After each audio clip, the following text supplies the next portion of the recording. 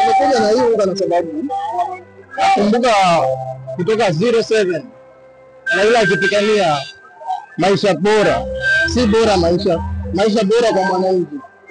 Vitu ambavyo Raila aliweza kusema kwamba ili mwananchi aishi maisha bora ni kama vile chakula, nyumba, na vitu zingine tu nyingi ambazo ameweza kung'ang'ana ili mwananchi wa Kenya sasa tuko na uhuru. Unaweza simama na kumwambia mtu kitu chochote pasipokuwa na tatizo.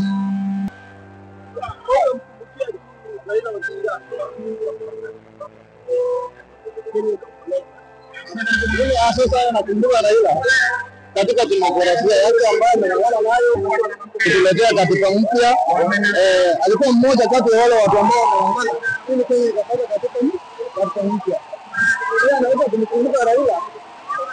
Kuna mambo mengi ndio hawezi kusema. Ni